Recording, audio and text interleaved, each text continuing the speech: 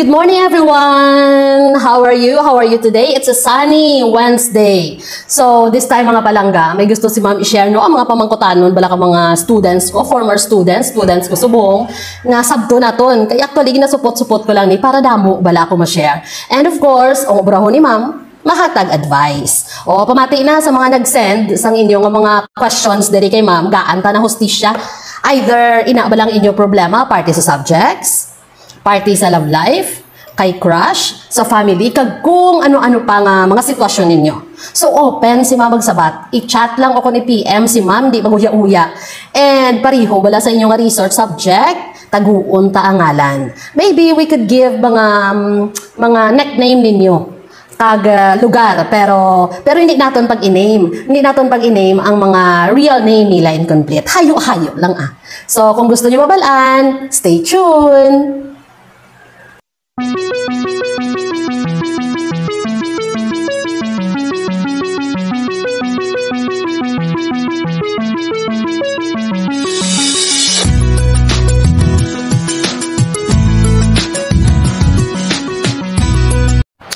Okay, ang nauna sa listahan. Basahon ta. Ma'am, ano mayad himuon para sa pakon ako sang akon crush diri sa school? Baw, grabe, gidyan mo problema, ano? Paano ka sa pakon ni crush? Ang solusyon ni ma'am is, paira-ira. pate. So, ang himuon mo lang maybe ko ay abilog schedule, o if possible, pangayo ka mga contacts or pangayoon mo iya nga mga ano ni siya gani nga numbers of friends. O hindi gani, o i-chat mo siya, uy, kamusta ka na? Kapamahaw ka na? Kapanyaga ka na? Ay, ako to bala si Kwan. Then, istorya, the rest is history na. So, dyan ba lang tanan umpisa para ka mo sa pakon, di ba? Ngita way. Mga simple ways parang sa masapakan ka. Ano ang problema? Simple, di ba? Paira-ira. Advice, bi ma'am. Ginhatag, kumantanan, nga anang ngita pa siya iban. Ay, abaw, kasakit. Anana, ginatag mo, nangita pa siya iban. Ay, bilangga, batuna na lang may tawag idya nga wala ka kontentuhan sa kabuhi. May tawag idya nga wala na na-excite sa imo ginapanghatag. Ti siguro wala mo gin-upgrade ang imo ginhatag, ti ako na nangita siya iban. Pero langga, kidding aside, no? Batunan naton, kay kung baga, hindi na naton tumabawi ang aton pinanghatag. Ti kung baga ihatag na lang na siya as souvenir, alangan mo na karon perito na magstay pa siya kung hindi na siya simo. So, at least, nahatag mo ang tanan sa iya, pero kung baga, tanan niya kamiyadan, hindi kalain. Manugon, gina siya sa imo sa pirakadlaw, makunay nga agin bayluhan, kung isang iban nga mas nami, ni siya gali, mas worth it, ni siya gali, kumpara sa ginbaylo ko. Na, makapaminsar, na, makarealize na, nga anang ita pa siya iban, nga ikaw nahatag mo na tanan, tapos dito siya sa pihak, nga siya to ang mahatag, ay, nano.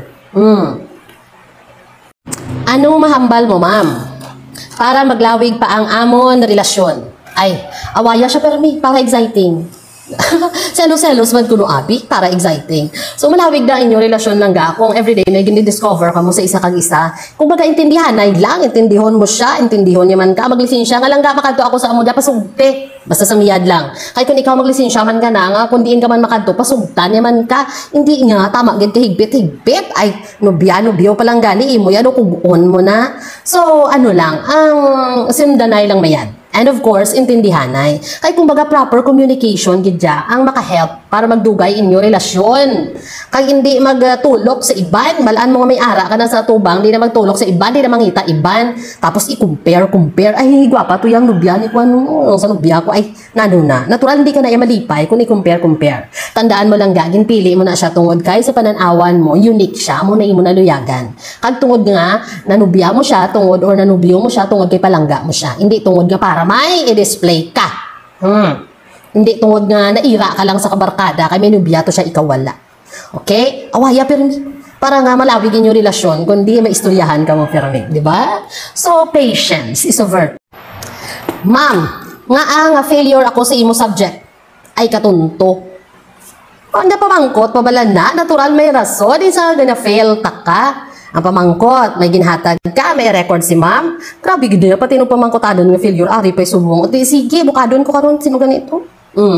Bukadon ta karon, isang na failure katuod. Bodasi gini maghatag comment ya, hindi wala grade kay ma'am. O sige lang ga ha. And sabi na failure katuod kay ma'am no. Wala kang guro sinabmitan, di ba hambal ni Ma'am Perme, kung may sinabmit ka, may output ka, may activities ka, assessment, may grade ka. Kung may participation ka, kag-attendance, kag-quizzes, may grade ka. Pero kung wala, di super tagilid, kinalangan maanutan na iya. Next. Ma'am, 3 years na kami migahay, pero di ko malikawan nga mag-entertain sa iba nga girls. Ano, ginatunto ko na siya kung mag-text ako sa iba? Ay abaw, depende na laga sa imo nga pag-entertain sa iya. Kung ang imo nga pag-entertain sa iya, may something, hindi na nanami, natural kung nakumiga mo, maakigid kuya. Ang mga text-text lang nga party sa assignment, kung mga school, okay lang na. Pero kung something personal, hindi na naya okay. Uy, kamusta ka da? Ano, mimigo ka ba? Si Arada, miga mo, nag-text-text ka. Ay, syempre, natural, hindi na naya check to. Ikaw na nakabalo sa kagalingon mo kung ginatunto mo imo miga or ginatunto mo imo migo. Depende na sa imo nga text. Kung ang text ni mo, hindi man namin ang pakadtuan, di laban-laban ginatunto mo imo nubya o konmigo. Kagang pag-entertain mo, nagadepende na kung paano ka mag-entertain sa ibang nga girls. Kaya hindi man na yung mga kigi-imumiga, hindi man na yung magselos imumiga o konmigo, kung wala rason. Kaya ba sila inlain man to ya inyo na textan? Pero mas nami siya i-text, kada adlaw i-text. There you have it mga langga. Amo lang na ang sabto ni ma'am. Ang sabto ni ma'am nga mga pamangkutano ninyo kay medyo busy pa si ma'am. And wait for part 2 kay sugpunan naton for those nga naga-pamangkot pa or naga-chat, may ari pa ko di hawid. So bantayan ang part 2 ha. So kung nalipay ka mo sa advice ni ma'am, may mga joke-joke nga sabat pero I know applicable man na sa inyong iban, abi subscribe, like and comment. I-comment kung ano pa inyong gusto nga pamangkot kay ma'am kay willing gid si ma'am mag-share sang iyang views, sang iya advices kung paano ta na masolusyonan. So guys, wait for part 2 kay damo pa di mga pamangkutanon nga nabaton si ma'am.